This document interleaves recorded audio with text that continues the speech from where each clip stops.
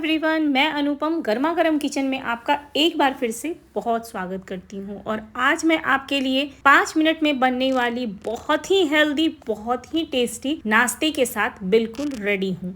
इस रेसिपी को बनाना जितना आसान है, ये खाने में उतना ही ज़्यादा टेस्टी लगती है और बहुत ज़्यादा हेल्दी है। बिल्कुल सॉफ्ट सी है, मुंह में घुलने वाली, और इतनी अच्छी परफेक्ट ट्रिक बताऊंगी कि इसकी स्टफिंग कोने कोने तक जाती है। आप देख सकते हैं ये बहुत ही सॉफ्ट सा ये नाश्ता बनके तैयार होता है। तो वीडियो को बिना स्किप किए बहुत ध्यान से स्टेप बाय स्टेप देखिएगा। मैंने इसमें बहुत सारे टिप्स और ट्रिक बताए हैं। अब यहाँ पे मैं 1.5 कप गेहूं का आटा ले रही हूँ। आप चाहें तो इस रेसिपी को मैदा से भी बना सकते हैं, मगर आप मेरी मानिए गेहूं के आटा से बनाइएगा, बहुत स्वादिष्ट बनती है। अब यहाँ पे ज़रा सा मैंने मंगरेला और अजवाइन को डाल दिया है। अजवाइन को घिस के डालिएगा, इसका टेस्ट बहुत अच्छा से खुल के आता है। ज़रा सा पानी हमें डालना है और इसका आटा सॉफ्ट सा लगाना है। ध्यान दीजिएगा, आटा आपका जितना सॉफ्ट होगा, आपका ये नाश्ता उतना ही ज़्यादा सॉफ्ट बनेगा। तो इस तरह से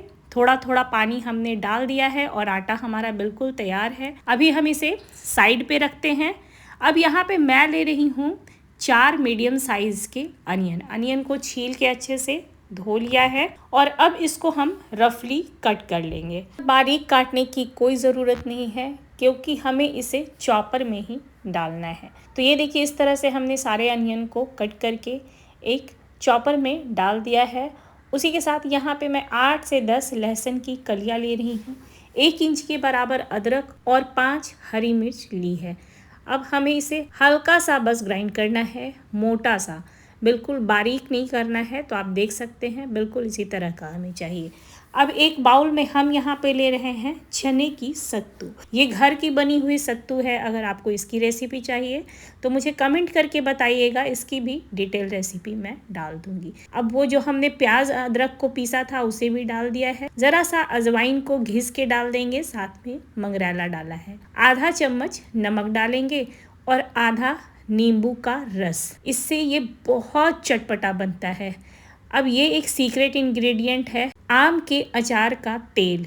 ये ज़रूर डालिएगा 1 चम्मच, इससे टेस्ट बहुत अच्छा आएगा। और 1 चम्मच आम का अचार डाला है। अब इसे हमें बहुत अच्छे से मिक्स करना है। जब मसाला अच्छे से सत्तू में मिक्स हो जाए तो ज़रा सा पानी 1 से 2 चम्मच डालना है और इसे हम मिक्स करेंगे। ध्यान दीजिएगा, पानी की क्वांटिटी बहुत कम डालना है, क्योंकि ये जो स्टफिंग बनती है बिल्कुल भुरभुरी सी बनती है। ये गीली बिल्कुल भी नहीं होनी चाहिए, वरना जब आप इसे लिट्टी में भरेंगे तो ये चारों तरफ से बराबर मात्रा में नहीं फैलेगी। इस तरह की ये होनी चाहिए, बिल्कुल भुरभुरी सी।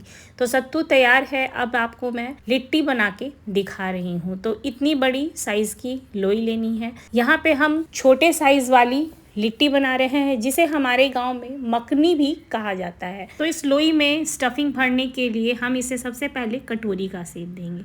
अंगूठे को बीच में रखते हुए इस तरह एक साइड पे आपको गोल घुमाना है, जिससे ये बिल्कुल प्रॉपर कटोरी का शेप बन जाता है। अब इसमें हमें ठूस के इस स्टफिंग को नहीं भरना है, जितना आराम से आ जाए उतना ही भरना है। तो आप देख सकते हैं यहाँ पे मैंने 3 से 3.5 चम्मच इसमें स्टफिंग को डाला है और चारों बगल से आपको इस तरह से उठाते हुए इसे लॉक कर देना है। बहुत ही इजी तरीका है। और ऊपर का जो एक्स्ट्रा आटा होगा उसे हम इस तरह से निकाल लेंगे, या फिर आप इसी में मोड़ के इसे डाल सकते हैं। तो ये हमारी पहली स्टफिंग वाली लिट्टी बनके तैयार है। मैं आपको दूसरा तरीका बताती हूँ, जिसे कटोरी नहीं बन पाता है, आप इस तरह से भी बना सकते हैं। हल्का सा हम इस पेड़े को बेल लेंगे और इस तरह से हाथों में उठा के कटोरी का शेप दे देंगे। ये भी बहुत आसान तरीका है। अब आप इसमें स्टफिंग को भर लीजिए और सेम प्रोसेस से चारों बगल से आपको आटे को उठाते हुए लॉक कर देना है ऊपर की तरफ। बहुत इजीली हो जाता है। तो दोनों तरीका बहुत ही आसान है। आपको जो भी तरीका आसान लगे उस तरह से आप बना सकते हैं।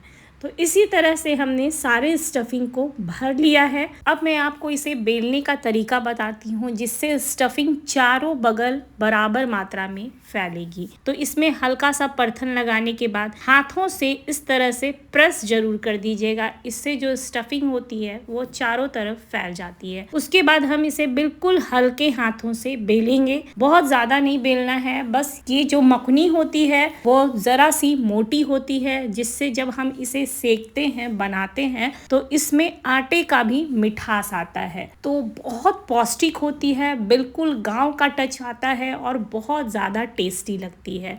तो इसे हम मीडियम फ्लेम पे घी लगा के या फिर आप तेल भी लगा सकते हैं, इस तरह से सेक लीजिए। अगर आप फ्राई पसंद करते हैं तो इसे फ्राई भी कर सकते हैं, मगर मैं आपको बोलूँगी कि आप इसे तवे पे बनाइएगा, बहुत ज़्यादा टेस्टी बनती है। तो इसी तरीके से मैंने सारे मकुनी को बना के तैयार कर लिया है। इसका कलर देख सकते हैं आप, बहुत ही ज़्यादा प्यारा आया है। तो गर्मा गर्म इसे बैगन के भरते या फिर टमाटर की चटनी के साथ सर्व कीजिए, आपको बहुत मज़ा आएगा। और लिट्टी एक ऐसी चीज़ है कि आप इसे हर मौसम में एंजॉय कर सकते हैं। बहुत सॉफ्ट सी बनती है और जिस ट्रिक से मैंने बताया है उसी तरह से आप बनाएंगे तो स्टफिंग कोने कोने तक बराबर मात्रा में फैल जाएगी। तो अगर आपको ये लिट्टी पसंद आई हो तो एक प्यारा सा लाइक ज़रूर दें और अपनी फैमिली और फ्रेंड्स के साथ ज़रूर शेयर करें।